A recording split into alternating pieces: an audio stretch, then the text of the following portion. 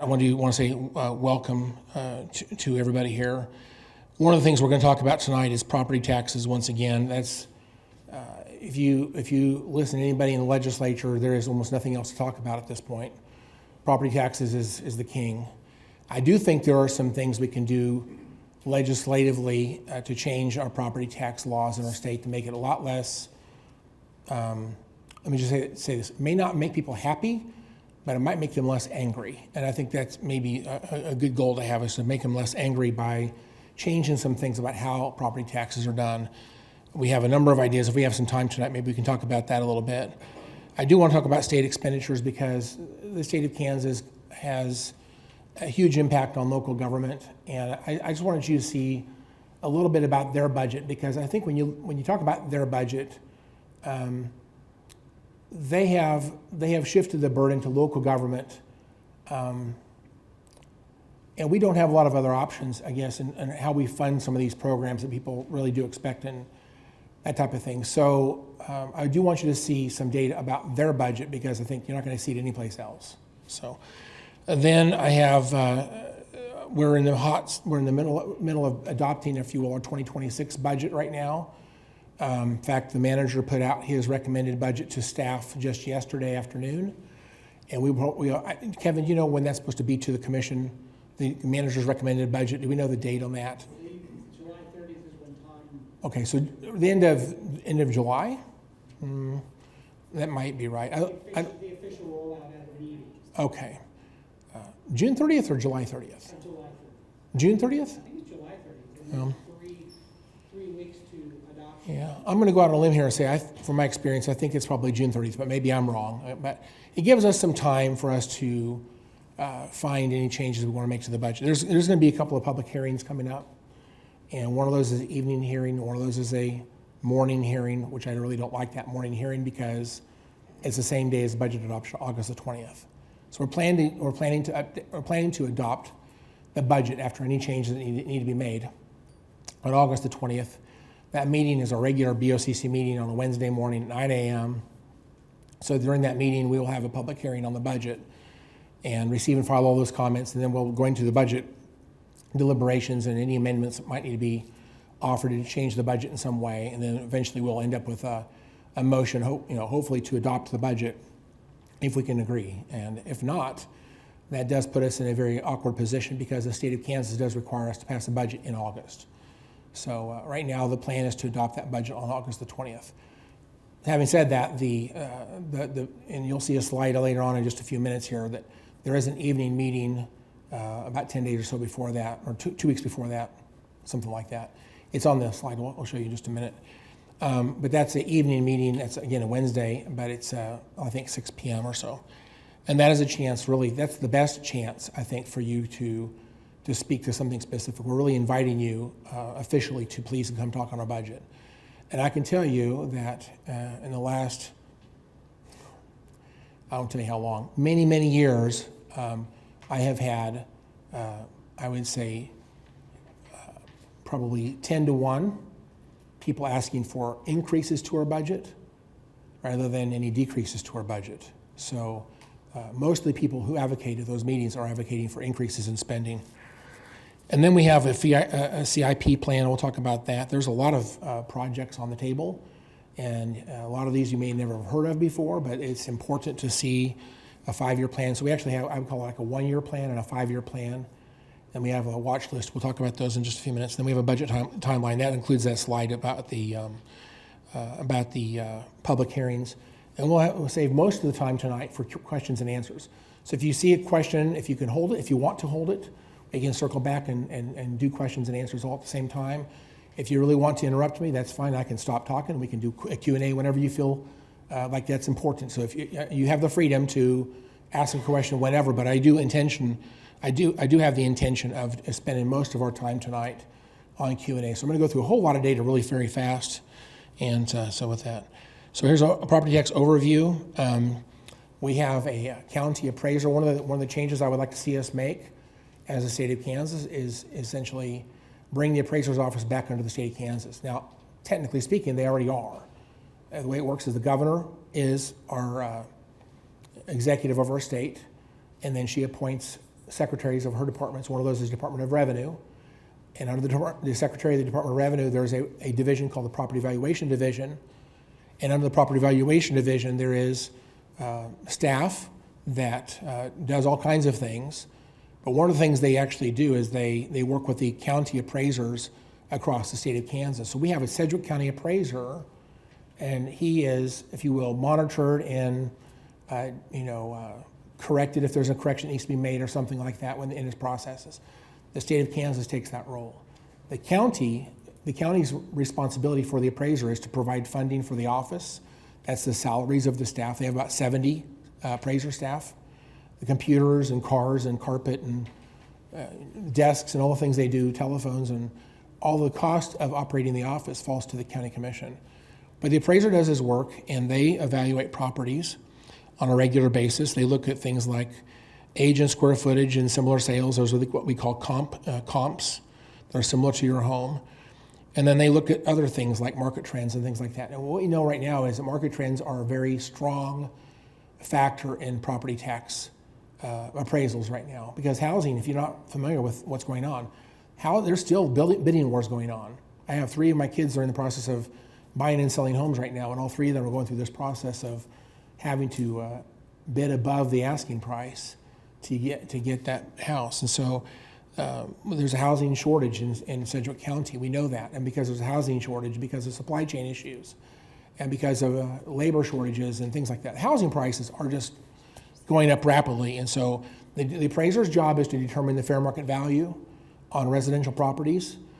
Personal properties is almost entirely formulaic. They look in tables and charts. They figure out what property taxes are due on personal property. But for real property, residential, it is about 90% formulaic and 10% subjective. So that appraiser shows up and makes opinions about the property. And then on commercial, there's 3 ways I won't get into that right now, but there's 3 ways they appraise property commercially. And then once all these different types of properties are evaluated for their value, they're converted to what's called an assessed value. And assessed value is a percentage of the appraised value. For residential properties, it's 11.5%. So if you have a $100,000 home, that's $11,500 is the assessed value. That's 11.5%. And that assessed value, whatever type of property that is, it goes times the mill levy, your total mill levy. In Derby, I live in South Derby here. I have 9 jurisdictions I pay property taxes to. And of those 9 jurisdictions, only one of those is the county. The other 8 are something else. But you take all those different mill levies for all the different jurisdictions, you add them all together, and you pay a total mill levy, and the county receives your money, and we give that money out to the respective governing bodies that need those dollars to run their budgets. And that's generally how it works. And so we have a payment that's due in December, another payment that's due in May, and what we do is the county clerk calculates the total dollars that are due based on your assessed value and the mill levy where you live, total mill levy. And then the treasurer sends you a bill and you pay the bill. They divide that by 2, so you pay half of it in December if you like, and half of it in May, or you can pay it all at one time. But either way, that's the entire system. And when people get that tax bill in the mail, several things happen. In March, they mail out the evaluations, the property evaluations on your property. And that's when people get really angry because they say, well, it went up 8% or 9% or 10%. Sometimes they go up a lot more. The average this year for all assessed value in not the fire district, but every property that's not the fire district, but just Sedgwick County properties, the total collective, if you will, all assessed values is up this year by 8.6%.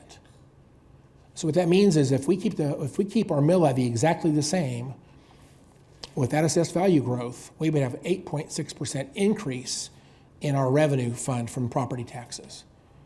And again, most of that is because the housing market is so volatile and the housing prices are going up so fast.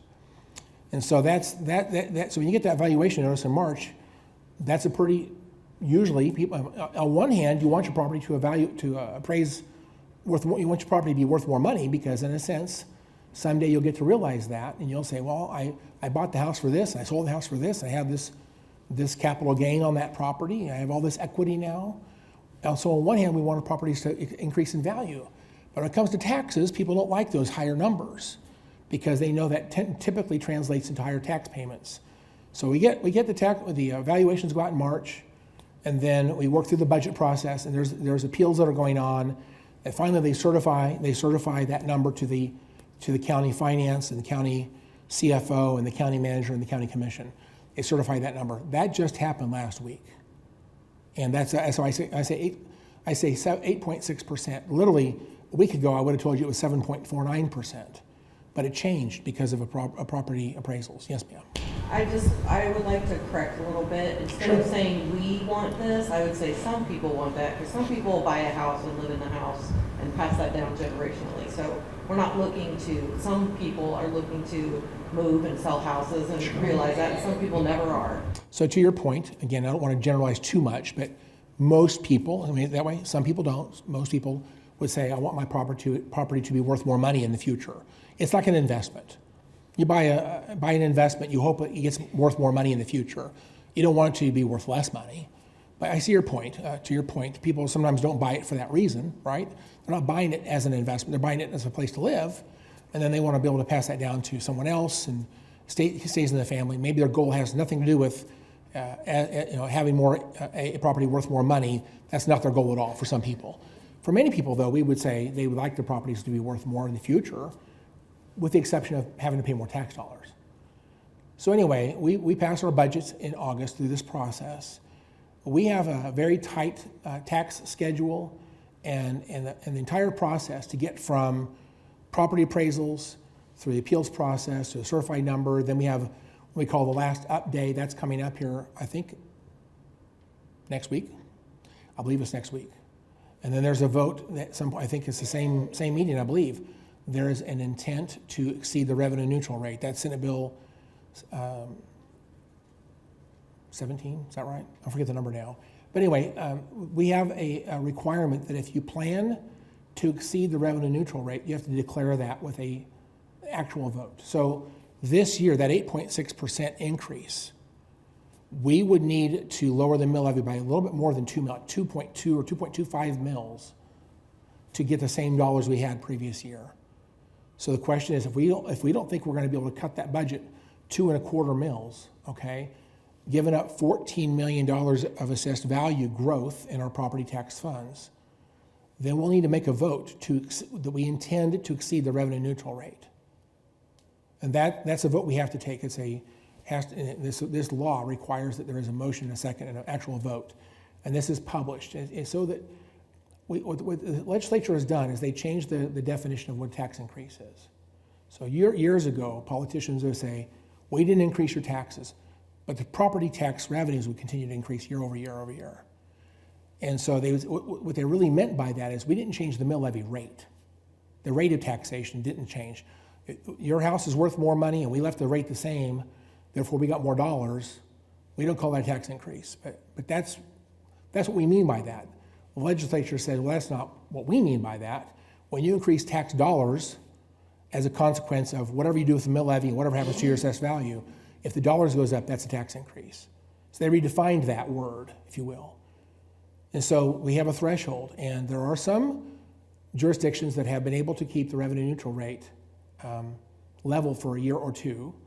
I think eventually they probably can't keep that forever because there is a economic truth that things are costing more money, and that's true for us too. For example, an ambulance costs more, a fire truck costs more, and food for the inmates costs more, Band-Aids cost more, and on it goes. And so our operations, the cost of operations goes up over time. And if you are very lean in your operation, if you are very efficient, you're not overtaxing the people, you don't have a lot of money in the bank, and you're being really efficient, either you've got to reduce what you provide or you have to raise the revenue somehow to cover the increase. Something's got to give somewhere in the system. Some jurisdictions, they either have a lot of money saved up, and they're using ending balance, so they're deficit spending out of their higher than should be ending balance, or they find some efficiencies and they balance the budget that way, or they reduce the services, or they increase the mill levy. I should say mill levy above the revenue neutral rate requirement. So somehow they are managing those ideas are all in competition with each other, if that makes any sense. We're expected to provide certain services, and again, our goal is to be efficient and not waste your money. We want a fair system of taxes. But at the end of the day, there's the expectation we provide certain services. And so if we're really efficient, we've not overtaxed you in the past, we're not wasting your money, we're not spending your money on things that you don't really support, but we're spending your money on things you actually do support, then as the economy continues to get more expensive because of inflation, somehow you have to either cover that extra cost or you've got to cut your services, one or the other. Something's got to give somewhere. So that's the big debate right now that happens within the county commission or any other governing body. Yes, sir. So the 8.6 that's going up with the assessed values or whatever, is that going to be enough to cover the increase in inflation for? Oh, and way more. So I think where the county commission's headed right now is not, I think there's no question we're going to need to exceed the revenue neutral rate. And I don't want to use the word it's impossible, because it's not impossible, but I don't think you would like where this ends up. Because to stand on the revenue neutral rate, we would be getting into some stuff that you really don't want us to get into. And so, I mean, is it possible to pass a budget without exceeding? It is possible, okay? But people are going to be very unhappy with where that ends up if that happens. So we're going to exceed the revenue neutral rate. We're going to increase our property tax collections some amount. But the question is, we don't need $14 million. That's too much, right? We need something. And so I think right now the plan is around 5% of the 8.6% is enough to make this budget work. Some of us are going to try to do about 4%. So we'll see somewhere between 4 and 5% will be captured. Now that's a very important number to talk about that. I'll tell you why in just a minute. But if we keep 4% or even 5%, somewhere in that range, we give up, if you will, the difference, 3.6% or 4.6%, give up that much money. That's about half of the increase. So let's just say we split it right down the middle. We keep $7 million to make our budget work, and we give up the other $7 million, because I told you about $14 million. If we were to do that, that would be enough to, I think, run the government for the next year. That would equate to roughly about a 3/4 mil decrease. If that makes any sense. Maybe a little bit more, maybe 0.8 or even 0.9 mils. I got to do the math on that, but it's getting close to 1 mil decrease in the in the mill levy rate.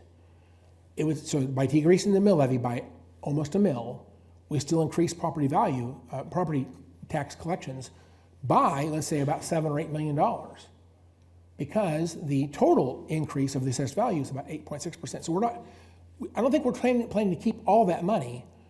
Now, here's the thing.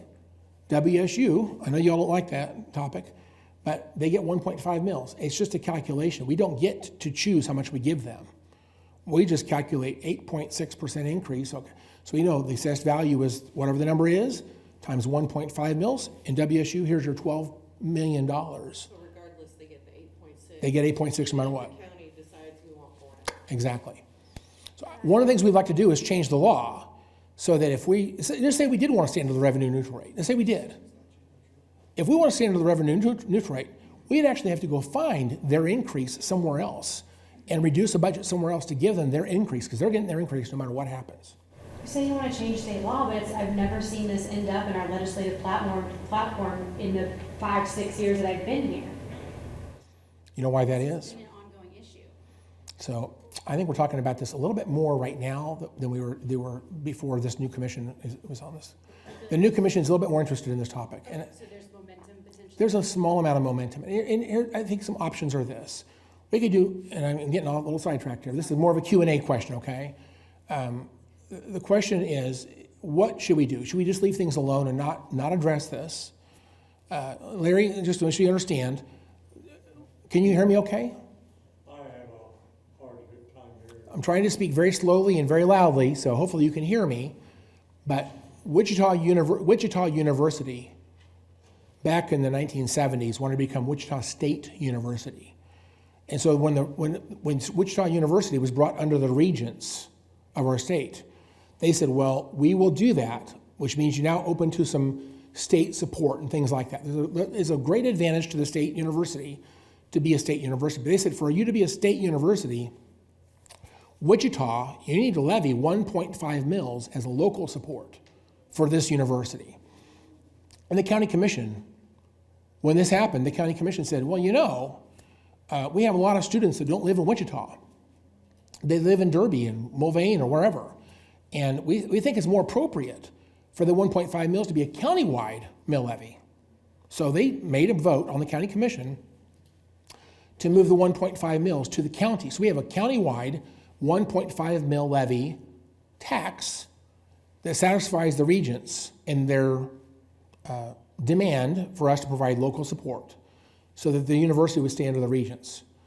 This has been, I actually have a book in my office. Actually, in my book I did. I have a small book in my office that kind of captures the history of this. So the question is, do we just leave it alone? The county commission could, with a simple majority, repeal that. Now, if we did repeal it, it brings up some problems because we have essentially committed ourselves to about 50 years of capital improvement support, which is worth about $0.5 mil for the next 50 years. And so my question is this: could we keep the $0.5 mil for the county, because we made that commitment, and the other $1 mil go back to Wichita? That's a great question. No one seems to know the answer to that question. Another way to do this is maybe we just say, we know $0.5 mil is something around $4 million, let's say, $3.5 million. We will round off some number, like $5 million or $10 million, or you pick a number, whichever it would be. Anything above that would be Wichita's responsibility. We're going to limit ourselves. Or you might just say, another thing you might like this better. The county commission potentially could just simply say, let's say we grow at 4% this year, 4%. We would hold them to the same 4%. They wouldn't get 1.5 mils. They would get a 4% increase because everything else in the county got a 4% increase. And any extra they think they're due, that responsibility would then go back to Wichita again. So here's the problem. Unless you repeal the law, okay, if we don't levy the tax and we simply just say we're not going to do it to the county level, Wichita, under current law, Wichita would have to pick it up. So for us, a tax decrease, for them is a tax increase. And we have the cards in our hand, they have no cards. I think the city has the political will to get that law repealed, whereas county doesn't, and I'd love to see county just say, we're not doing it anymore, toss it to Wichita. Wichita will have the will to just say, we're not doing it anymore either. And again, then the regents might, again, to repeal that means that the regents might have a difference of opinion too. Yes? What does it say in statute? In the state, The state, To keep the regents' eligibility, you can correct me. Go ahead. But in order for WSU to be considered a Board of Regents school, that we have to keep paying this money. Like, they can lose their eligibility unless. Is it 1.5? Is 1.5 mils. stated? I think the county commissioner needs to kick the hornet's nest and see how it plays out. 100%. I agree. well, Someone needs to make a I call. was, The people that we're talking to about this, the citizens, when they find out about it, and the fact that it's something that, like, it's locked out of the budget simulator, we can't touch it, people are pissed. And I have a feeling that whatever county commissioner did champion this savings for people would be in a good position. Also, when we looked into it last year, this fund is going to those scholarships, like you mentioned, which are going largely unused because they're finding bigger scholarships elsewhere. So we could stop funding this, and there would still be money in there that hadn't been used in past years. They'd be okay for a little bit. so anyway, we'll come back to that. We have more questions, but this is a topic. I had the motion written up last year, and I could tell you, Andy sat in the back of the room, and he was giving me the look, and I can tell you that, again, just the body language at the table, they're not interested. If I would have made the motion, the chance of getting 3 votes, let alone a second, so you actually have a recorded vote, was truly 0. So anyway, let's move on here. We got more to talk about here tonight. Jim, my daughter says, I sent her a picture of him, and she says, such a nice guy. She lives here in Derby. She's 42. She's my oldest. Well, she should come out and talk to me tonight. Anyway, we have this called, we call it the 3-legged stool, and some states do it differently. We have a 3-legged stool of support here in Kansas. Some of this money flows through the state. We don't get income taxes directly, but the state gets income taxes, and the state has a large, very, very large sales tax revenue, and a lot of that money then goes to pay for grants and support for local government. So when we talk about our government, we actually have money that's sourced from income taxes and sales taxes, as well as what we have direct control over is our property taxes. If we do have anything sales tax wise, that has to go to the voters. The legislature can just pass a sales tax if they want to. But if we want to get a sales tax, we have to go to the legislature and get permission from them, and then it goes to a ballot. And you might be able to reverse that process. But regardless, the legislature has to say okay, and the people have to say okay. And most sales taxes have a sunset. Like Derby's has a 10-year sunset on the Derby sales tax, and they goes back on the ballot every 10 years, and people say, we want to continue. We see what the sales tax does, and Derby extends it another 10 years. This time they actually increased it some. But anyway, we have a three-legged stool here. And our taxes primarily go fund public safety, public works, and public health. Let me just say public services, human services, not necessarily, not just public health, but human services. And that's all kinds of things. Department of Aging, the developmental disability organizations, okay? That's where they get their funding from the county. And so it's not just, public health. It's really much broader than that. We also have sobering services. We have comm care, mental health services, which is a huge part of our budget, actually. So the human services is much broader than just public health. Anyway. Is there any economic development out of that three-legged stool that's funded by either income or property tax? We use property taxes, and last year it was 1.8 million, and this year the proposal is 1.7 million. And of that 1.7 million, Greater Wichita Partnership gets right now right at $400,000 a year. And the rest of that money is sitting there waiting to be spent for other economic development opportunities as they come. So there's some money set aside for that. I can save my question unless you want to answer it now then. Let's hold up for just a minute. So as it breaks down here, you notice the biggest portion of that. What is the biggest portion there? It's public safety, that white section in the middle of that dollar bill. So of our property tax funds, this is property taxes, 49.1% goes to public safety. And so that's by far the biggest chunk. So if you want to start cutting property taxes, it's really hard to cut some of that stuff without touching public safety, because it's such a large portion of what we do.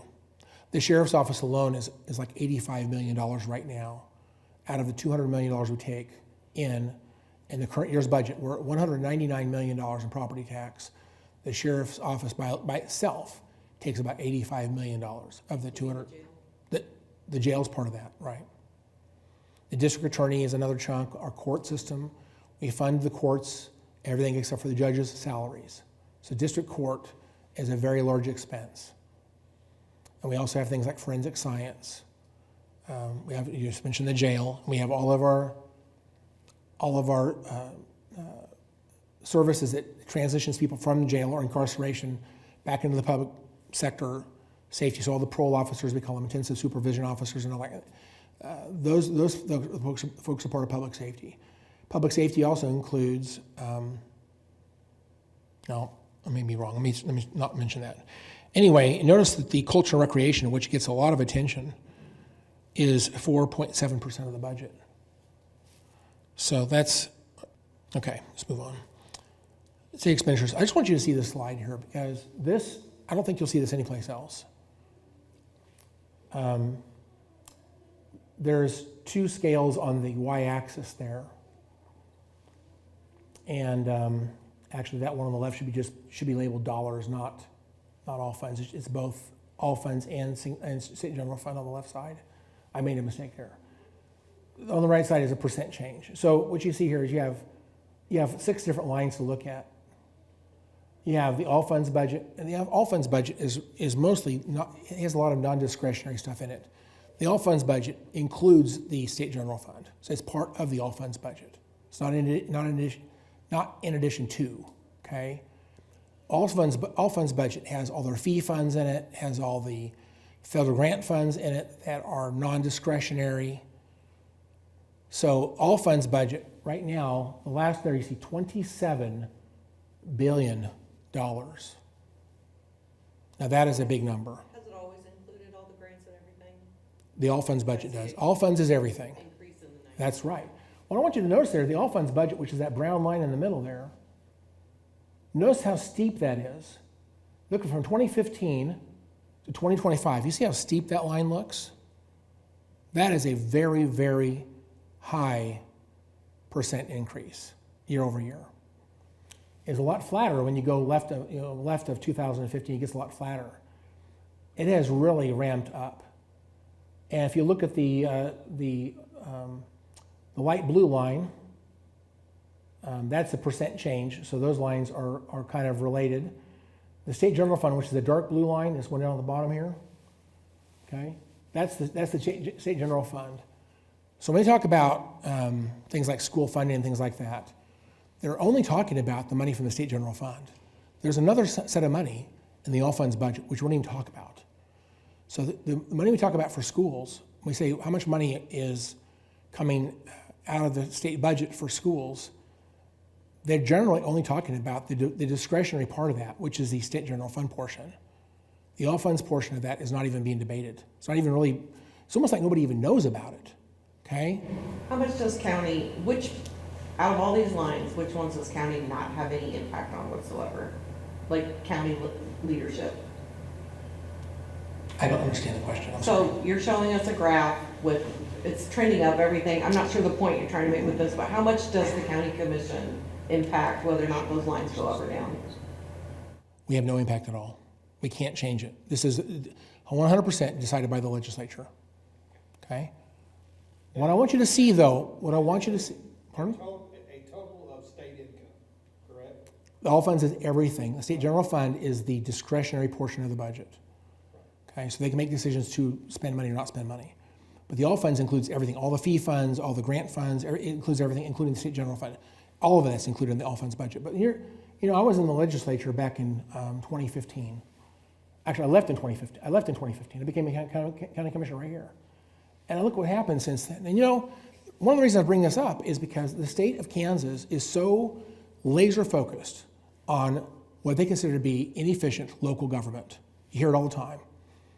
And they're focused on us, like it's almost like saying, don't look over here, but look over here. Okay? This is a problem, but don't look over here. Don't notice this.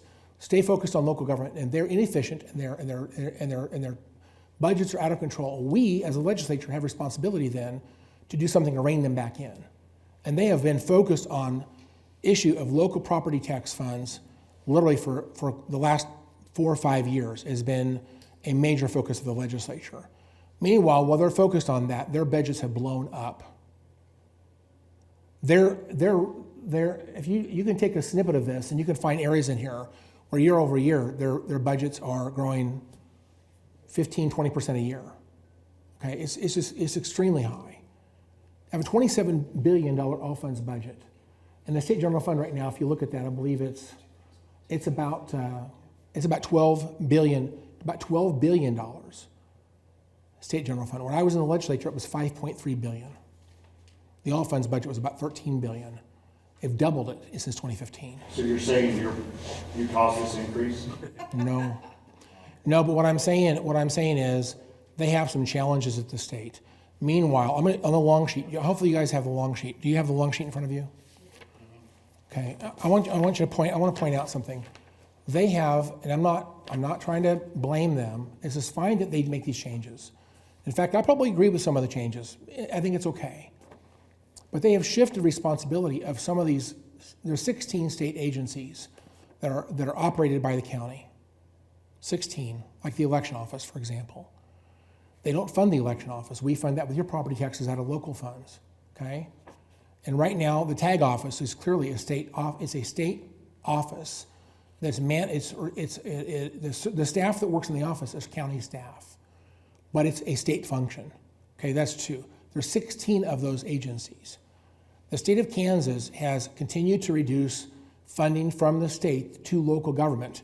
We have become much more dependent on local tax dollars to fund the county governments. We've lost revenue that used to support local government that came from income taxes and sales taxes at the state level.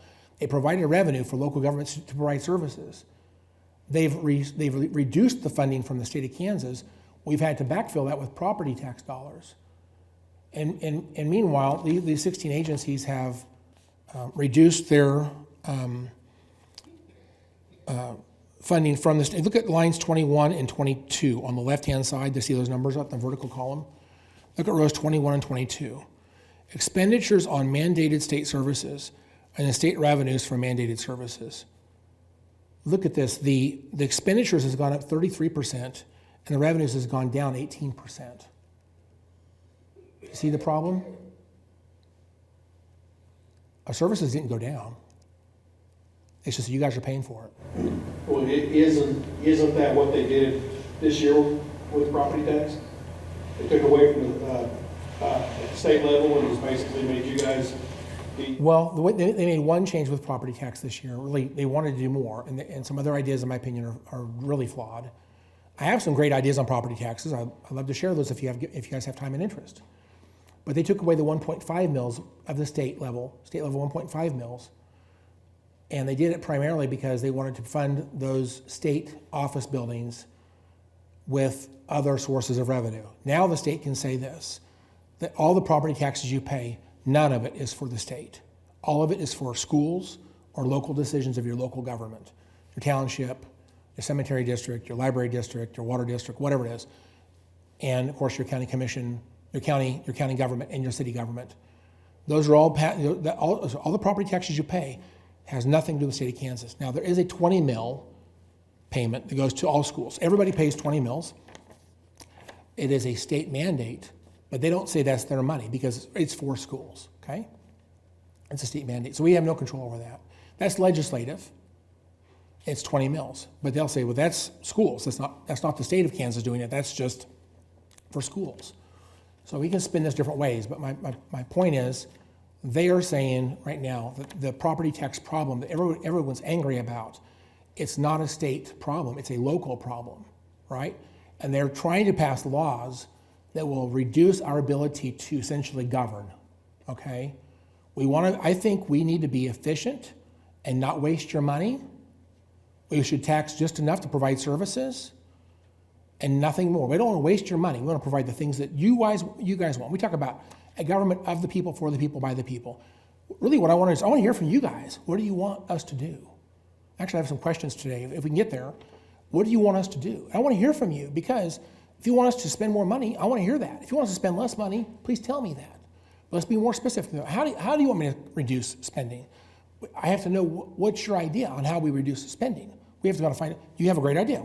You mentioned the WSU. That's one way to reduce spending. We could do that. That's one good idea, okay? And that, but at the end of the day, the legislature feels compelled because of political pressure, and may I say also, every campaign cycle, that seems to be more hot. So there is a number of people running for higher office that's already declared, and they're talking about how they're going to pass a property tax cap. And what they mean by that is an evaluation cap. And I can tell you, I don't know if we have time for this or not, but I testified on that bill in Topeka numerous times. It is a very, very, very flawed bill. It does not work. It doesn't do what they think it does, and it creates havoc in the system. It's not a good piece of legislation. If they want to solve property tax problems, there's other things they can do, but that's not the right answer. Okay, and it gets kind of technical, but I'm glad to share that with you. On this long sheet, though, my point is this. I'm going to show you one line here. This is 2008 to 2024. Okay, I want you to look at the line number. Look at line number 6. The consumer price index, that's inflation. It has gone up a total of 42.2% over that long period of time. Okay? Assessed value growth, that's the very top line, line number 1. The assessed value growth has gone up 60%. So the appraiser says, even though inflation is 42%, the assessed value of our county has gone up 60%. So property value goes up faster, okay? Look at this, the mill levy rate has dropped. It was at 31.3, and now it's at 28.98. Actually, in 2015, its number is 28.701, and next year it's going to be less than 27 something, okay? So it's going down and down and down. My point is, the mill levy rate has gone down. Again, this is line number 5, has gone down 7.5%, right? Look, there's a couple of other ones I think is really important to understand here. The total expenses did go up. It was $223 million, and now it's this is $302 million. That's total expenses. That's the property tax supported funds. So that's why we break the budget down into 2 categories. Property tax supported funds was 302 million. That's a 35% increase. So again, it's less, that number is less than the rate of inflation. So when they go up 2 times, they doubled their budget in 10 years. We have, was it 14 years here? 16 years. 16 years, and we're below consumer price index. And so our FTE numbers, that's how many people working for the county, line number 10, that number has only grown by 31, is that right? 31.2%. That's that doesn't sound right. Oh, 0.6%, okay. So FTEs is almost flat. Hasn't changed the number of employees providing services. Our employee salary has gone up a total of 54%. So how can these numbers be true? What's happening really that allows this performance to hone in on what's really happening here? Anybody? I'm gonna say lines 23 and 25, if you could explain what impact those have on it. So that's a loss of revenue, and that's down at the bottom. So the state actions, 23, 24, 25, and 26. And again, 27 is actually a revenue line. We have taken in look at the right-hand side of the chart there, on line number 27, we've received $105 million for the per-page filing fees that started, no, take that back. Take that back. Per-page fees started, Let's talk about 23 and 25. okay, well, 23. So the history of ad valorem taxes is that this was the way the state paid for some state agencies, and so they decided to defund that. You notice, I don't know when it changed here. Well, I thought it changed last year. Well, they repealed it entirely last year. It was in the budget book, but they've not funded it. Still an amount. Yeah, I don't think they funded it since 2001, actually. So when they started, they stopped funding for the local ad valorem tax reduction. So local ad valorem taxes, that's property taxes. That's what that means. And this was a state fund intended to make sure that the local government doesn't depend too much on property taxes. The state provided some funding through a formula to different governments based on their population and their mill levy rates and that type of thing. Their property tax collections. And when they did that, they were trying to keep the local property taxes from being too high. And so they provided funding from the state of Kansas to local government to buy down the rates of property tax. Well, they believed back in 2001, they didn't have the money to fund that, so they decided not to fund it. And for a number of years, it wasn't funded. Well, then the state recovered from their shortfall. And so the question was, shall we go ahead and start funding now the program, the LAVTR again? And they said, we don't want to do that. And the reality is they believe that when they have turned on LAVTR and they turned off LAVTR, they believe the only thing we did was we grew the government with money from the state of Kansas. It didn't lower property taxes at all. They said the program does not work. I can show them data actually it does work. They have one data point that says it does not work, and they repeat it constantly. It does work, okay? There's another one here, city county revenue sharing loss. There's also machine and equipment exemption loss. If you look at all those lines together, look at the bottom number there. Look at line number, if I can find it here. What is that exemption for $6 million? Commercial M&E, what is that? That is machine and equipment.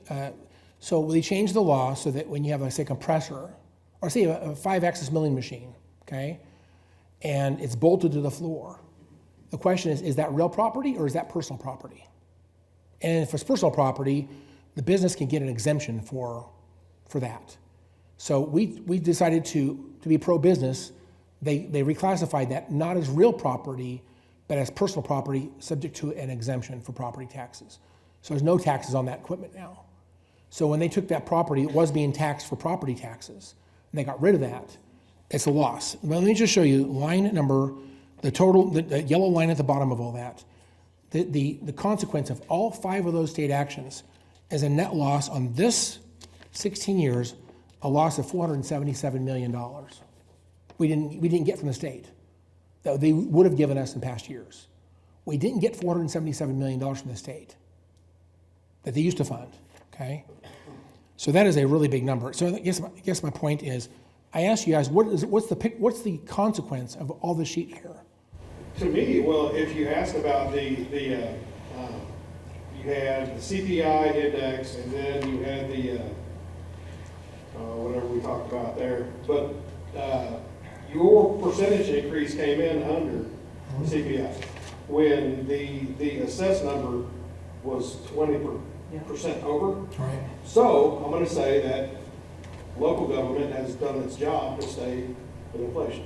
That's my point. And really, that's my takeaway here. My takeaway is this. I'm not trying to toot my own horn, because this actually precedes me. When I ran for county commission, I never came into the county and said, the county is mismanaged, and I'm going to come in here, I'm going to fix the problem. I never said that. What I did say was, the county's really ran pretty well. I was concerned about certain things within the county, certain programs I wanted to address as a commissioner.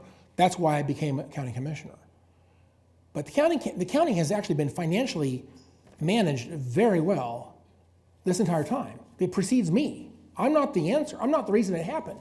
The county just is very conservative. The county's been fiscally conservative and has been very efficient in its operations for a very long time. I would tell you that, again, we're the second lowest mill levy out of 105 counties, okay? We provide services out of 46 different agencies with about 3,000 employees. We have tax authority. We can make the mill levy any number we want to make it. Nothing in the law says we have to stay under some threshold.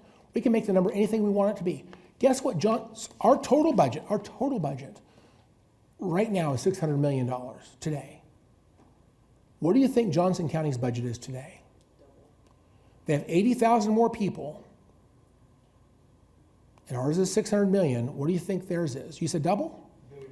3 times. It's $1.8 billion. So I'll argue this proves that local government here in Sedgwick County, this government doesn't really have a problem. Now, if we're wasting our money doing things you don't want us to do, let's have that conversation. But I would argue on paper, at least, it looks to me like the county's pretty fiscally efficient. We're getting stuff done, and the numbers don't lie. The numbers tell you we're doing pretty good, county-wide. County-wise, our government is well managed, okay? We could levy more money and spend more money, but we've held the line. Let's go out here. So the forecast, I don't want to spend much time on this, but this is, we have what's called budget and forecast. A budget means we authorize the spending, forecast means what we actually plan to spend. So I might just say, I will budget, imagine in your own personal life, I'll budget potentially $5,000 to go on vacation or something like that. I don't really plan on spending $5,000. I think I can do it for 3, okay? But I'll allow up to 5 in my budget. So I'll put it on paper. I could do up to 5, but I really plan to spend about 3. Let's just say that's your situation. The county does the same thing. We have what's called budget and forecast. We authorize spending, but we don't really want to spend the budget. We want to spend less.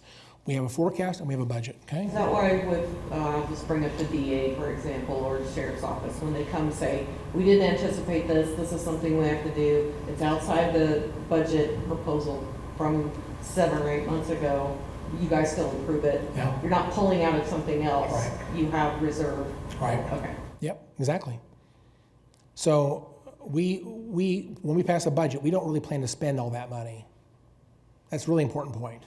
We just talked about economic development a minute ago. Since I've been there, we've never spent the amount of money we put into that budget. We've always spent much less. But that money sits there waiting for something to happen where we need to do something extraordinary. It's budgeted, but we don't really forecast it. We don't have a plan to spend the money. We just know it's there in case we need it. We can do it if we need to. So this is a lot of assumptions. This is what we call a forecast. We don't know for sure this is actually going to happen. Obviously, this is out in the future. 25 is our current year. 26 is the budget we're working on right now. And look, we have 27, 28, 29, and 30. So we have 4 more years. We make up ideas on how to manipulate these numbers to give us kind of a guide where we're headed. So based on some assumptions here, we can actually forecast if the mill levy is this and the consumer price index is that, and what's going to happen to our budget? Where are we headed? Are we going to be underwater? Are we going to be okay? What are we doing? So this is very important. Notice in 2025, the investment income went down. I think that's primarily because a year ago, investments, you probably know more about this, Keith, than I do, but a year ago, investments were going crazy. So relevant to that point, it's gone down. We didn't lose any money, okay? It's just it's trending down from where we were. Does that make any sense? Okay, so there are lots of assumptions here. And then we have, hang on, we have, I'm not sure, is there anything on that chart that you want to talk about here? Look at the pay pool. Right now, we're planning on a 5% pay pool this year. And next year and the 3 years following, we're planning at 4%. Why do you think we're planning at 4%? Consolidation. Because we know we have state pressure to change. They're going to cut us off. We can't be discretionary. And I'll just say this: if you go backwards and look at what happened between 2010 and 2022 or so, that period of time, there was a number of years there was no raises, okay, and we were losing lots of staff. And when you started having attrition and you can't recruit people because they don't pay enough money, at some point the services we provide can no longer be provided. We don't have enough people to do. We were 120 deputies down in the jail. We had openings for 120 deputies. We're supposed to have 220 total. We were 120 down. That is dangerous levels, where the federal government come in and say, you're no longer doing your job. We've got to do something, call in somebody from the federal government to force us. I think there's we know our schools have been litigated about school funding. There's a constitutional principle that says schools shall be funded, adequately and suitable and adequate, whatever. And when the debate happens, are they funding schools adequately or not, it goes before the court, and the court says you're not doing it right. The counties that have actually not funded some of these state agencies have also been sued. And the courts have compelled county commissions to increase taxes to pay for the things that government forces us to do on their behalf. We have to have a sheriff's office. Thankfully, we have a pretty conservative sheriff. He's not asking for a lot. We give him quite a bit, but he's not asking us to do something we can't do, okay? Same thing with the district attorney. They're trying to understand our budget. They're not asking us for things we can't do. And some counties, the sheriff's officers, the sheriff and the DA have gotten sideways with the county commission. They ask for the moon, and the county commission says, we can't do that. They go to court, and guess what? The court sides with the DA. And they compel them to raise taxes to fund those offices because they are elected officials, and they decide what they need to run their office. Much like the school litigation, the same thing can happen in the county. So at the end of the day... But in a way, don't you want the court to side with the DA? I don't want to get involved. I want the government, I want the county commission to understand their budget and do what they need to do reasonably, okay? I don't know if in that situation if the DA was reasonable, or I don't know the situation there. But my point is this, 4% raises. I don't know if that's going to make sense or not. What was the CPI going backwards? Does it say here? I think it says, maybe it's on the next page here. But, 3%, 24?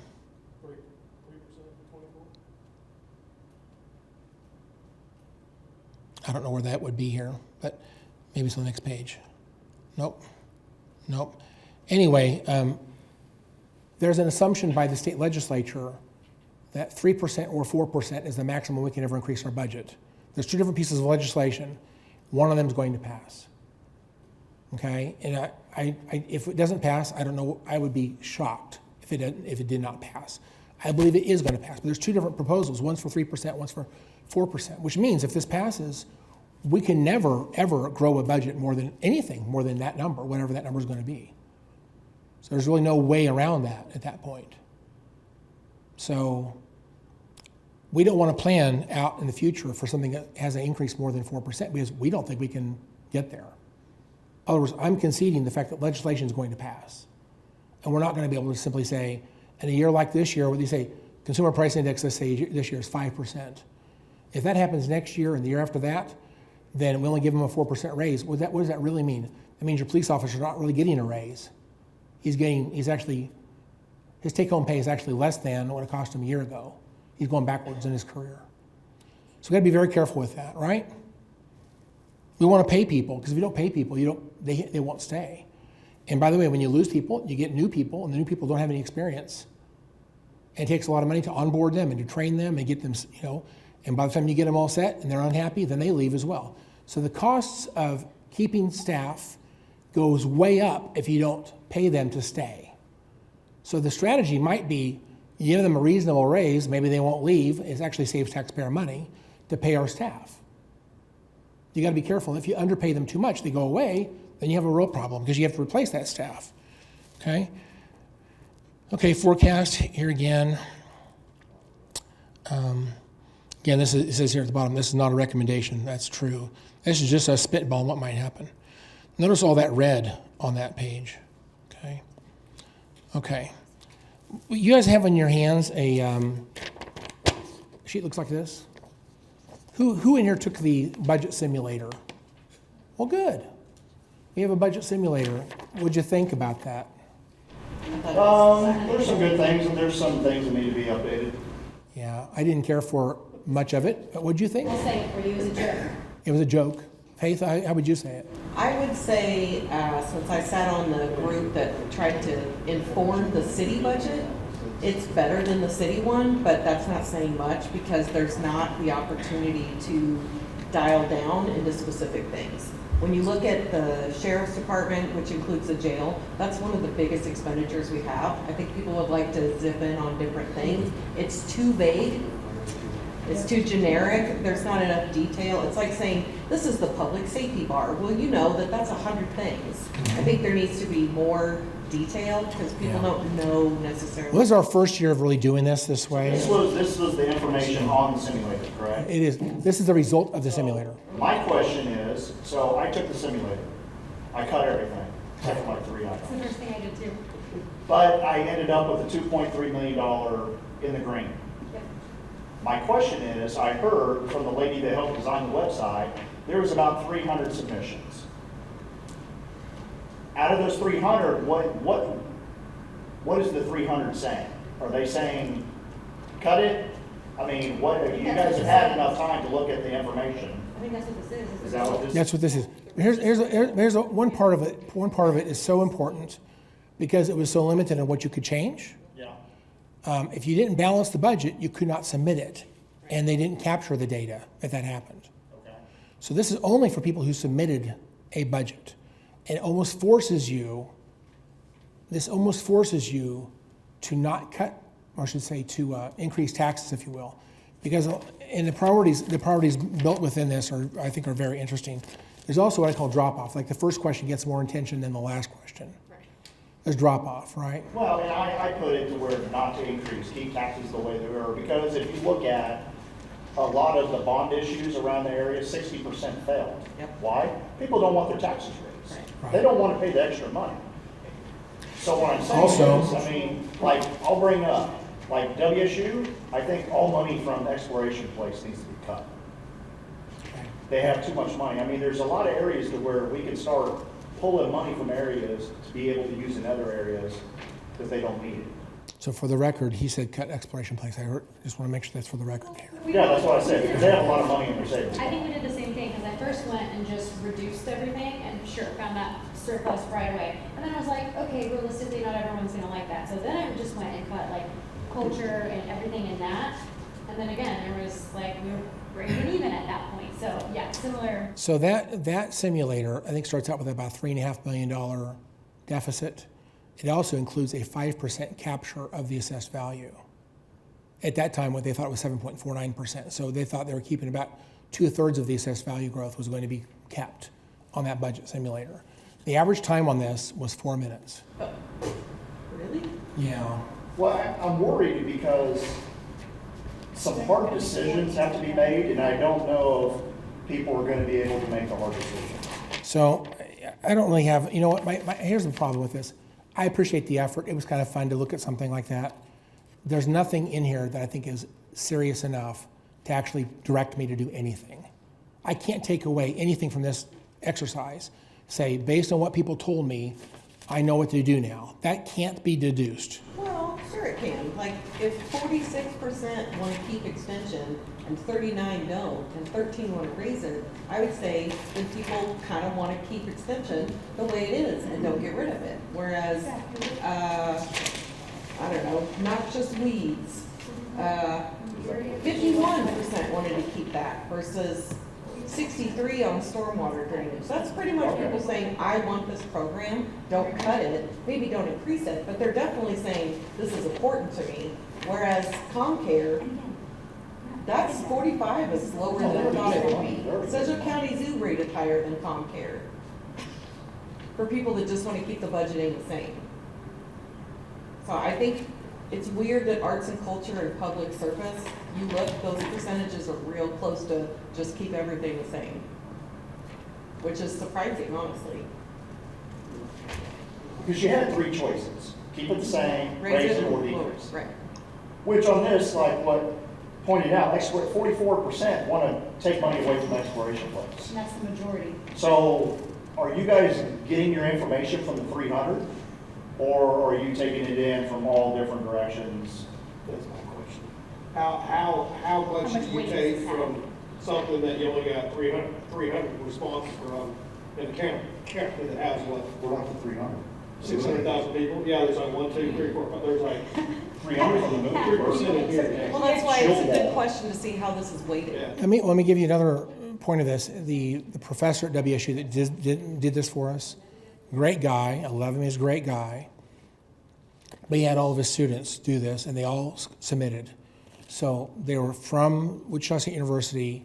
They may be from here, maybe they're not even from here. And a lot of his students did, in fact, complete and submit a budget. So out of the 300, I'm going to say maybe a third of them came from his class. So I don't know how that changes things, but they tend to be more supportive of government in its current state. They're not. If I ask, you guys are a diverse audience here tonight, okay? If I could find a diverse audience, and I could somehow poll the people and say, do you? And again, there's a lot of unawareness of what county commissioners do or what county government provides. There's a lot of unawareness of that. But if I ask someone, with your current knowledge, do you think we should reduce our spending and reduce our services or increase? Without much knowledge, people are generally on the side of get rid of government. I hear it all the time. When I get into the details about what we provide, they're like, well, I don't want to cut that. But on the surface, if you ask people in a general way, do you think we spend too much money? Are we wasteful? Are we wasting your money? Are we doing things we should? Should we reduce how much money we collect and how much money we spend for these services? If they don't have information, they almost always say, yes, please cut. But when they get the details, they don't say it as much. But these students, in my opinion, are more aware, I guess, because of where they came from. They have a greater awareness of what government's providing, and they were less interested in cutting anything. That was a large portion of the people who submitted the 300. So my point is, I don't know what to make of this yet. Some of the changes they'll make to this, I think, is they're going to give a lot more discretion about how much you can change. In fact, I would like to see maybe a dashboard at the top that talks about, as you make changes, you can see it, update it right on the spot, and tell how much is property taxes. And in fact, the simulator solely focused on property taxes. It didn't focus on anything else. And some of this doesn't really make sense. Like, for example, ComCare is almost entirely grant funded, okay? We have some money in ComCare, but there's an awful lot of grant fund in there. For example, another one is Public Works. Most of Public Works is funded through sales tax by state mandate. So we don't, is anybody really advocating we spend less money on Public Works? I don't think so. So at the end of the day, there's some caveats to this. It doesn't make a lot of sense. Again, this was just a first attempt out the gate to do something. I think it was a kind of a neat experience. It is going to get better. We'll do this again. It's going to get better. There's lots and lots of ideas on things we can do better, but this was a great start. Ultimately, I think the city did do a community survey. I would like to see the county do a community survey. I think that's, we need to find a way to get, and I think the idea of a community survey is, we want you to know something about the thing you're talking about before I want to ask you a question, but before you answer the question, you have to make sure you're aware of, what this does and how much we spend. And some type of a 1-minute video briefing or something that says, now based on what you know right now, not trying to lead you down a path here, but now that you know something about this service and know what we do, Do you value this? Should we do this or do it more, do it less? And what's your opinion about that? A community survey, in my opinion, is really important information. And I think there's a desire by some of the commissioners to do some of that. But anyway, so there's that. Let's move on a little bit further here. Question, where would the MAC fall in on this? Well, the MAC right now is a city multi-agency center, and it is. The Sedgwick County Commissioner, you guys are looking at possibly It's a nonprofit. funding it, putting money towards it, correct? I heard- As of right now, the answer is no, No. no, not right now. The MAC is with the city and the county is with, So one commissioner has been misunderstood as pledging his support to getting funding to the MAC.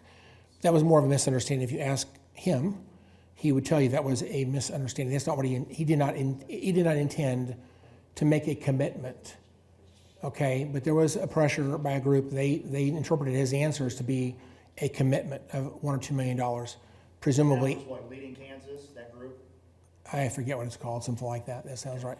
Anyway, I don't know what it was called. They put money for the build out, yeah. What's that? The county did match the city's money For the in order initial to get, build-out. for the initial build out in order to get the federal funding.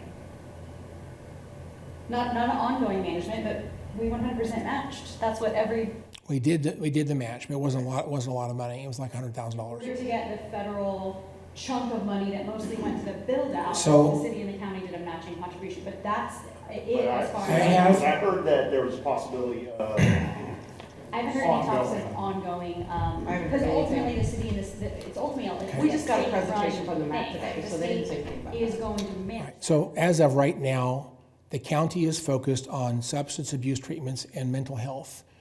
And there is some overlap to some people who are homeless. There's some overlap. But again, if you want to keep government simple and small, then let us do what we do best and let them do what they do best. I think there's value there. Also, there's a concern about double taxation of the same citizens for the same service. So I don't know that I really want Wichita and Central County both to essentially tax the same people for the same service. And we both have our method of taxation. We put the money back together for one service. To me, it's not the best way to do that. One entity or the other could do that on their own. I would say this: I started an initiative today. It's very raw, so I don't have anybody. I can't give it out to anybody. But I have been harping for years now, and you've heard this before. I've been harping for years that our culture and recreation specifically needs to be funded through consumption tax rather than property tax. I don't want to take someone's house away because of penguins, okay? I think that's immoral to do so. Their property taxes should fund things that are core functions of government, things like public safety. And the culture and recreation has a place in government, but it shouldn't be funded through property taxes. A consumption tax that's voter approved, in my opinion, gives us the guidance to do that. So I today started a resolution. We'll see how this goes. And the resolution would be for a 0.25% sales tax that generates $35 million a year in today's economy. And of that, about 52 or 53% of that money would go to culture and rec specifically. And there's an advisory board that will help determine how that money is divided between them. Takes care of our zoo and exploration place and a bunch of other stuff. But then on that list of funding, I have a percentage, I don't remember now, it was 5 or 10%, but whatever it was, just under $2 million a year if this was to pass. And if we would have to pass it out of the county commission, has to go to the legislature to be approved as well. Then it goes on the ballot in November 2026. And if it passes, it would generate a couple of $1 million a year for the MAC. Okay? But that's a long ways down the road. A lot of things have to happen between now and then. It's just very high level discussion. But right now, I've talked about it and talked about it and talked about it, and everybody else is talking about it, but no one's doing anything. So I have a resolution I'm drafting right now. I will bring before the commission for consideration on this proposal. Will you look into, because Wichita funds drug court and a bunch of other things off their alcohol sales tax. Would the county consider doing a cent tax versus a straight across the board sales tax? Because people that are struggling don't need 2.5% more on groceries or on gas. But again, I'm also lowering the cost of their housing. So by the way, this includes hold up. This also would include a 4 mil reduction in the property taxes. So I'm reducing 4 mils on property taxes. So if you spend $100, you spend a quarter on these services. One quarter out of $100 pays for the zoo, exploration place, and bear in mind, your food is no longer taxed by the state. County has a 1% sales tax on food, but there's no state sales tax on food. If you are WIC, SNAP, or TANF, there's no sales tax on food. There's no sales tax on electricity or water or sewer or gas or mortgage or insurance. None of that has sales tax. So the cost of living is not sales tax. Sales tax is a choice to go out and spend money on tennis shoes and jeans and pizza and other things. And when you spend that kind of money, you spend $100, 25 cents then goes into this fund to take care of homeless people. They need MAC services, to take care of all those quality culture and recreation things. I understand, I just could. So at the end of the day, do this in text. I get it. Bear in mind though, back to your long sheet, we had in here I always forget which one this is. The city county revenue sharing program was based on excise taxes on cigarettes, alcohol, and other similar things. The state of Kansas did not want local governments did not want counties, I think even cities, to tax those things. So the state of Kansas made it statewide uniform policy. They taxed it at the state level. And they were supposed to generate that revenue from the state level and give that money from the state back to local government. That's where that money came from. And they took that away. So even though they did it initially, that's where the money came from. We used to tax our own people.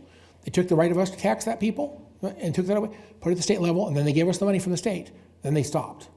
So since they stopped, why can't you just tax alcohol and cigarettes again? We can't, because the law doesn't allow us to do that. So that should go on the legislative agenda. That's what I'm saying. We can't. The law also says that they're supposed to give you money, right? I understand that. They So don't. the law means really nothing if the state's not gonna do it, so you might as well say piss on it. Well, we have to comply with state law, and again, I believe there's a barrier for us to tax that stuff directly.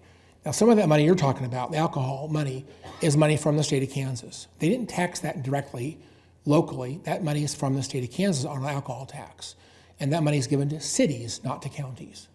We don't get that money, but city does, right? Okay. Does that mean you can't do We cannot do a sin tax. until they repeal the state law? We would have to change the state law to make that So possible. that could go on our legislative agenda. It could. But once again, I mean, if we have to ask for a sales tax, here's the problem. I no offense to Wichita, they're talking about a sales tax because honestly, my opinion is they got some financial challenges over their city. Their numbers don't look like these numbers, okay? They're very challenged over there. And for them to fund their police and their fire and everything else they got going on, they're probably gonna have to raise taxes. And rather than raising property taxes, they're talking about raising a sales tax. Mulvane just raised their sales tax. Derby just raised their sales tax. Goddard just raised theirs. Andover just, on it goes. Everyone's raising sales taxes. And Wichita right now is a little bit skittish because when they tried to raise sales taxes, they had 4 things in there. It went down in flames. And the reality is, out of our 1% sales tax right now, we've collected $140 million this year, and Wichita got $85 million of $140 million. They're getting sales tax through the county. So to add another sales tax to the city, in my opinion, These smaller towns, they can see where their money's being spent. When you got Wichita, you're not really seeing where your money's being spent. anyway, back to the proposal, but you talked about the MAC. The reason I bring this up is because the proposal I'm talking about right now, it could be less than a 0.25%. I consider it to be a fairly small amount of money, but bear in mind, it doesn't include a $4 million decrease. So again, on your property taxes going down, your property taxes are no longer funding the zoo, okay? That's done. We're not doing that anymore if this passes. We're not going to fund exploration place or parks for that matter. Parks would not be funded through that. Interest Bank Arena is becoming a problem, okay? Because they've spent through their reserve funds and then we own that building. At some point, we're going to have to use property taxes to deal with that building. This would preempt that and make it sales tax funded only. And so I think we have to think ahead a little bit. So this proposal has a lot of discretionary things that are kind of important to this community, but they're still they're not mandatory, they're not considered core functions, but they are considered really important.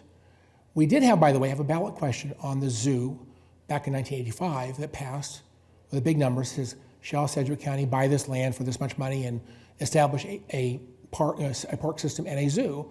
And the answer was absolutely. So the county actually has a ballot measure that really mandates we have to do this, whether you like it or not. The question is, do you want to fund it through property taxes, take someone's home away because they couldn't pay their taxes, or do you want to fund it through sales taxes when you have a choice whether you want to spend that money or not? I have no problem with okay? And if you make a lot of money, you spend a lot of money. You make a little bit of money, One thing I did cut, Well, and I want to point out, and Jim's the one that helped me realize this, that there's a lot of things under that culture and rec. There are a few things that are truly only county assets that I fully think we should continue doing some version of funding. But there's some other things that are not our own assets that we should be able to pitch back to the city or whoever. And I don't have the list in front of me, but you gave it to me, showing me the other things. And so a while ago, my feedback was keep the things that are only county assets. But the shared assets, let's take them to the curb, including WSU. let's see, what time is it here? We got about 7 minutes, and we're gonna end this in 7 minutes. I don't know, I can plow through these slides, or we can just stop on the slides and just focus on you guys, but Howard, do you have a question, sir? Just real quick, the MAC and the 100-bed, for the sheriff's department, 100-bed hospital, the MAC, both those were ARPA money, and the MAC was the city ARPA money, and the 100 beds was ARPA money for the 100 beds with the county. So when someone brought up something about the MAC and the city, I just want people to know that, yeah, the county, who you represent, I mean, we're just talking two different entities. Okay, I'm not sure that was a question or not, but thank you. Faith, go ahead. No, I was just clearing that up. Very good, thank you. So you said the economic development budget was 1.7 million, It will be this next year, right now it's 1.8. 400K to visit Wichita, which that's a whole. No, not Visit Wichita, Greater Wichita Partnership. Oh, I thought you said visit. No, ma'am, Greater Wichita Partnership. Okay, that makes a big difference. They're at the Paris Air Show this last week, selling airplanes. So when I look at economic development and what tough decisions have to be made, if it's, I need to invest in my business that I own as a private person that owns a business, or I need to make sure that I can pay my employees, I'm wondering why, instead of not spending that, when we know we have a housing shortage, and the housing shortage is directly correlated with our appraised value goes up, just supply and demand. When demand is low, appraisals go up.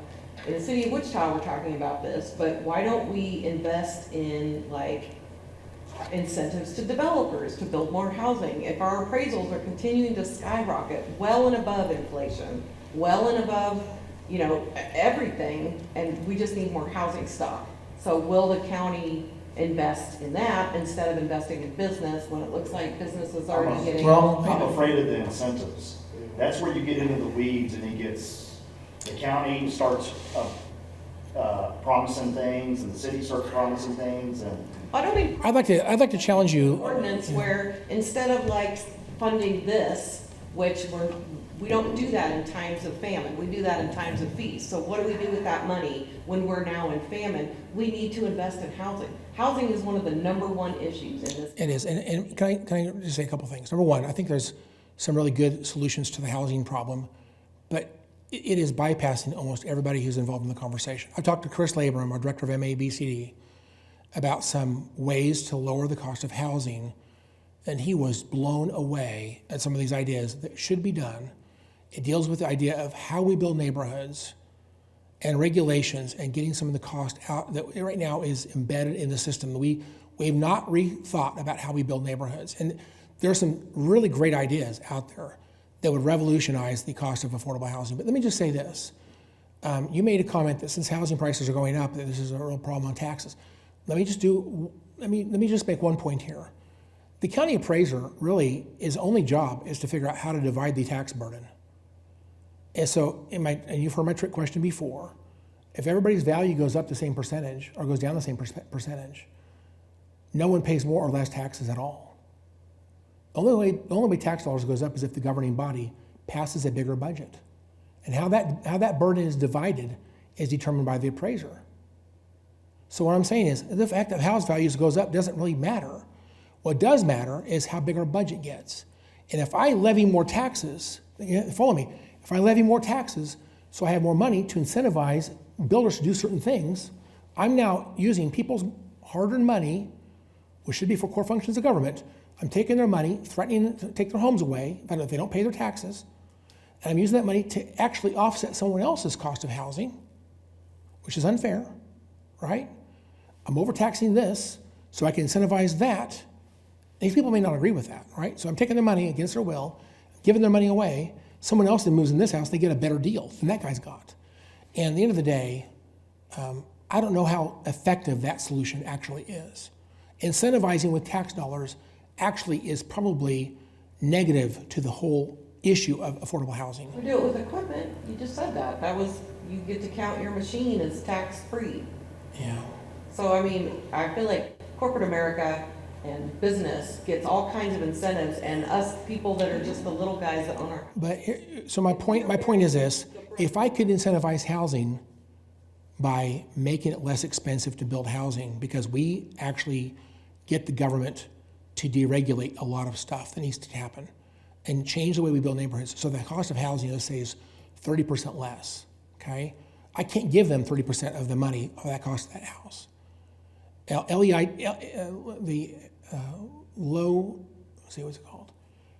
Low income housing, LIHTC is it called. The LIHTC program is failing. And right now, Kansas is moving away from that, as well as the counties. We're moving away from that. It's not actually a good, part of the problems with LIHTC is they actually increase the cost of housing because their regulations actually drive the cost way up. Then you have to use tax dollars to incentivize them to build the housing. It is actually counterproductive, if you will. I don't think the LIHTC program is working the way it was intended to work. There is a way to lower the cost of housing, and I don't have to use tax dollars to do it. And I think that's where the conversation needs to go.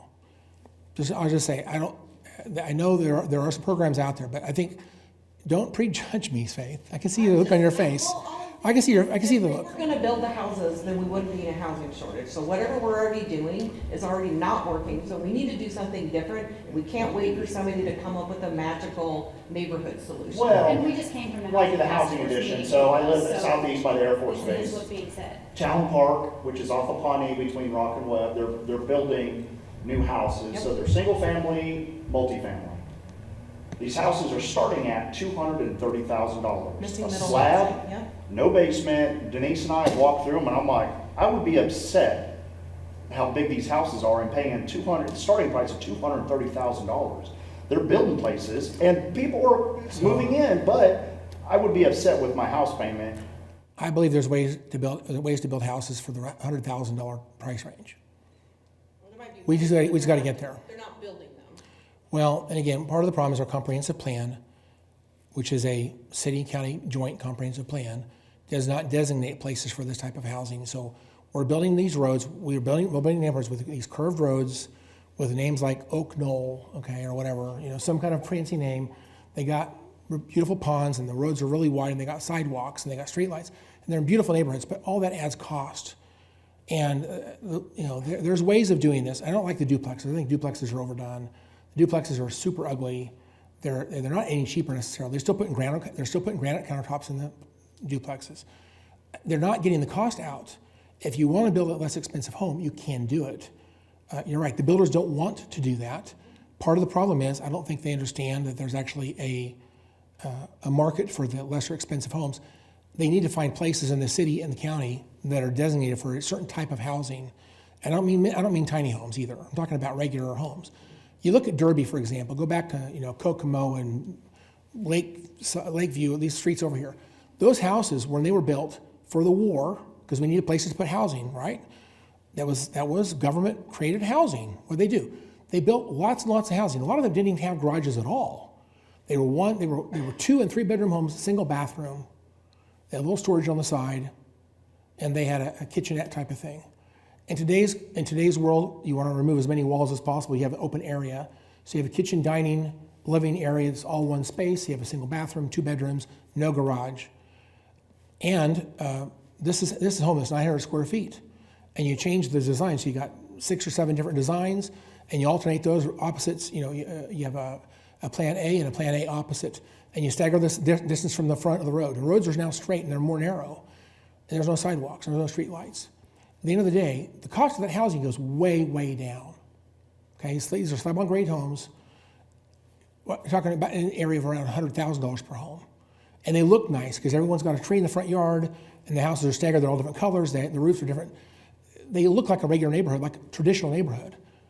And so what they're doing right now is either duplexes or these $250,000, $350,000, $400,000 homes that people can't afford.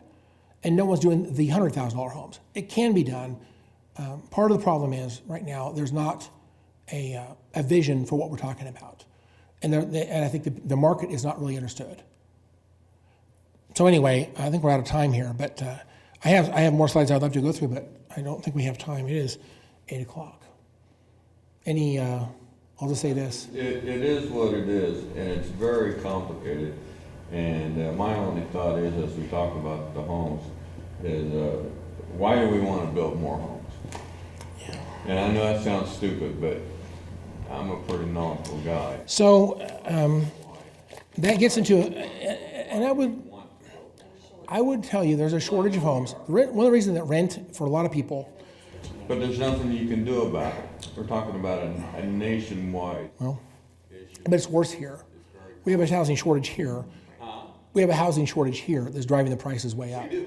And They just got rid of their ban on ADUs. I know you don't want to hear it, but and it made a huge impact almost immediately on the number of unhoused. Now, that's something that's not necessarily going to add to the available home count, but it is making a difference as far as getting people that might have this option or people that have this option want to offer it We're looking off for the that for streets. Wichita. Yes, 100%. It is part of the conversation. anyway, it's a great, and I wish we had more time, but we don't. But let me just say this. There are some great discussions that can happen, and I would love to engage some different audiences on this issue of affordable housing. No one in that world is actually talking about some of the things I'm talking about. And so there's like it's a different conversation. And I think a comprehensive plan that we're working on right now ought to designate some places in Sedgwick County, or especially in the city of Wichita, for a level of housing that are basically, get this, alleyways. Alleyways is, we used to have alleys behind the houses. There's a reason for alleyways. All the public works stuff goes together in the back of the house. There's nothing in the front of the house. It's all in behind the house. The trash is behind the house, and the sewer and the water line are behind the house. It's all behind the house. The utilities is concentrated in a smaller area. If there's going to be a garage, the garage is platted for a garage, but you don't build the garage. The garage is something you do later on. You build the house without a garage. And you standardize the windows. Everything's a vinyl window, and everything's standard, front door and back door are all standardized sizes. And then you get the cost out of the house. You get it down, believe it or not, to about $100,000 per home. 900 square feet. The bigger ones are 3 bedrooms are 1,100 square feet. They're a little bit more money, but you're talking about a range that people can afford. Not everything has to be single-family housing either. There's a lot of middle housing. There's nothing wrong with that. But if you give me the choice to buy a 120,000 square foot, $120,000 home, and it has 3 bedrooms and 1.5 bathrooms, and I'm raising a family, I might really like that house. It's more traditional. It's like what we see in Americana, if you will. People really like that type of housing. Some people don't want to live in an apartment like duplex. So anyway, the duplexes are very popular. They're not necessarily any less money. That's one of the secrets is they're building duplexes almost exclusively for affordable housing, and they're not really that affordable. I only get twice as much in the same footprint. That's for the development. With that, thank you guys. I appreciate you. Say thanks to Kevin, my staff.